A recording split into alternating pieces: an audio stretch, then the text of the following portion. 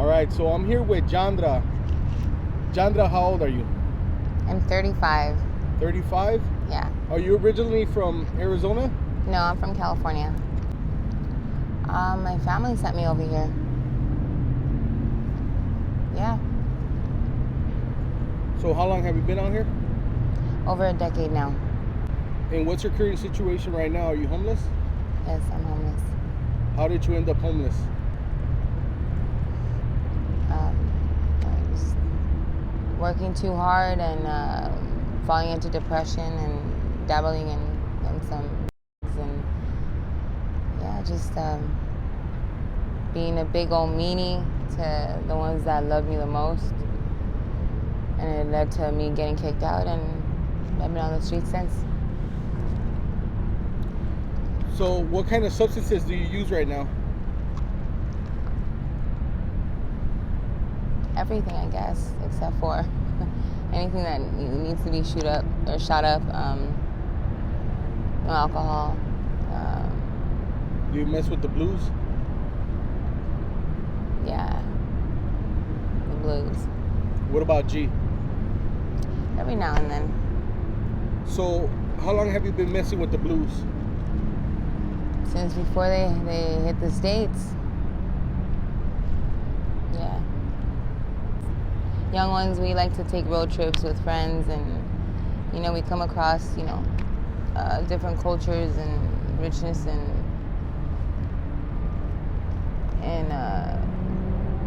in food and religion, and we see their ways, and what's within I guess what's within along the what's within I don't know, the darkness of the culture, I guess you could say. And yeah, I mean, drugs came about, so I'm a person that likes to try everything once and see how it goes. So how did you get introduced to them?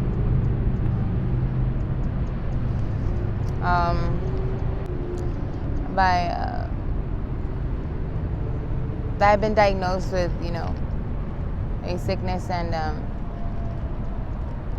I was being prescribed different narcotics, and they weren't as strong as they should have been for the type of pain that I was getting after my my sessions. But yeah, a friend of a friend of a friend, I guess. Yeah. So you started off with prescription first? Yes. Okay. I became homeless because I finally started wanting to take care of me, and with that came a stop to my money being contributed to the ones I loved the most and I cherished, only because I thought to myself, well, maybe it's time I give myself what I need, a little bit of what I need, instead of always giving myself what I want and being what they expect me to be, or give to them what they expect me to give as a sibling of theirs, or a daughter of theirs, a niece of theirs. So once the money stopped, my family believed I had a problem. I've always been a firecracker. I love like hell, and I love hard. But you betray me or you hurt me in any way, I become your worst nightmare, you can say. And with that, my anger grew. I was disrespecting my older brother, and he couldn't.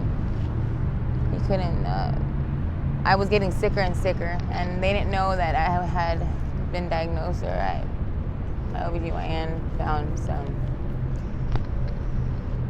things in my right ovary, and they thought that, okay, well, she's getting, she's getting drugged up. That's why she's sick all the time and she's throwing up. In reality is that, I had cancer. I was sick.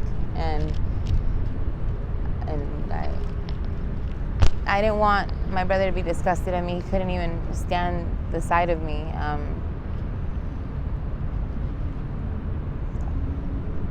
So in order for me to not be that firecracker that I usually am, I just started, using, and even then, I was still a problem. So he kicked me out one day after, disrespecting him and him calling the cops on me, and I didn't take their help on me them thinking that I should get sober and stuff, because I knew I wasn't ready. I knew that this was an experience that I had to go through and a phase that I had to get through, and they didn't understand that, and so they just kicked me to the curb, and I haven't been able to just pick myself up ever since. So do you still have your family out here in Arizona? I have 2 of my siblings out here. Yeah. 3 of my siblings, sorry. But they choose not to speak to me because I'm an addict, yeah. So you're not in contact with them anymore? I try to call my brother. Yeah. But he's fighting hard to stay sober, so, And what about your parents? Do you have your parents?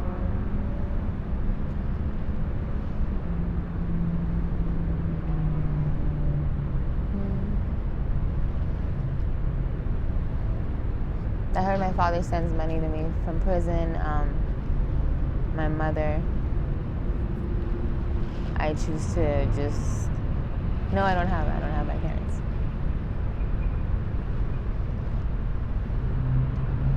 What do you do out here to survive? I don't survive. Every day that God gives me of life, my goal every day is to live, not to survive. So I walk with my head up high and my self-dignity and respect for myself, regardless of what steps I take each day or what choices I make. And, I go with it, I run with it. And just receive every obstacle that comes my way as open-hearted and with my arms wide open as much as I possibly can. Have you ever tried professional treatment? What do you mean? Like going to detox or actually going to a rehab? Yeah. And it was great, yeah. I was there for 8 days. I felt like it would be the thing for me, but not for the moment. Just because I felt like I wasn't done. I wasn't done with this phase. And I didn't think that it'd be fair to myself and my family if I worked as hard as I was going to work just to end up back on the street after I was done, because I was going to use again. So you were there 8 days. How long was the program? 18 months. 18 months. Did you just walk out or what? No, I had a dentist appointment. Okay. And yeah. Just ended up not coming back? Yeah. If we have any younger viewers that are watching this interview and they're thinking about trying G or blues, what kind of advice would you give them? I'd say grow on your own pace.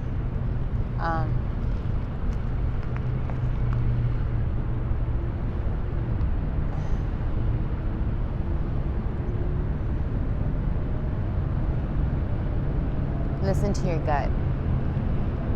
It doesn't matter what you're hearing to your left and to your right, or what your mind is racing about, or what your heart feels.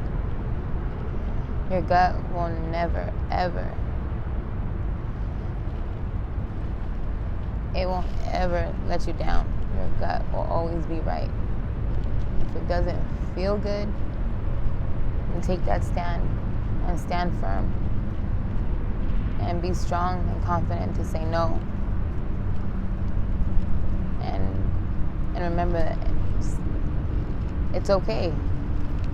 It's okay. If you're gonna try them, I suggest you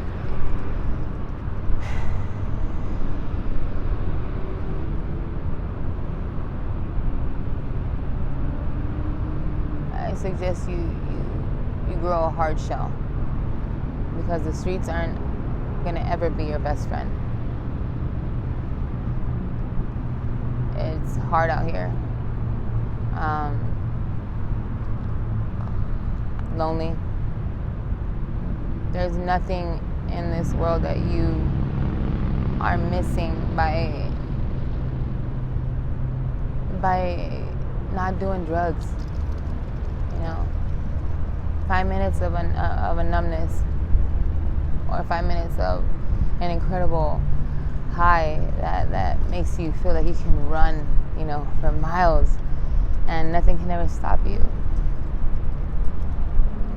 It comes to a stop. It begins to not be fun anymore. You can't get high anymore, no matter how much drugs you do.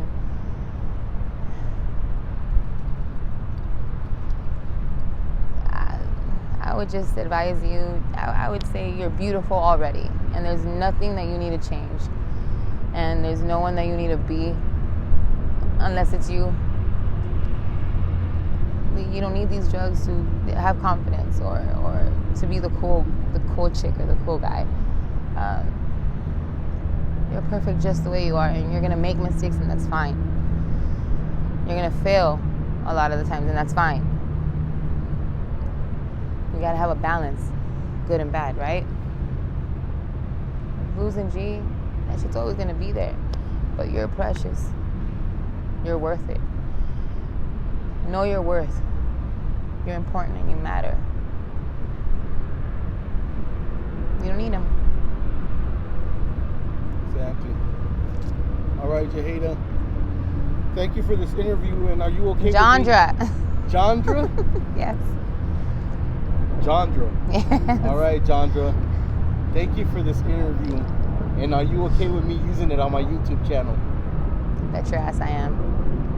Okay, just in case some of my subscribers want to reach out to you to give a donation, some words of encouragement, or even a job offer, do you have any social media where they could reach you at? I don't social network. No. I'm everywhere and nowhere. If you guys want to reach me, reach him. He knows where to find me. And I just thank you guys for watching me today. And many blessings. God bless you guys always. You guys are important. Remember your worth, okay? Thank you, Jondra. All right.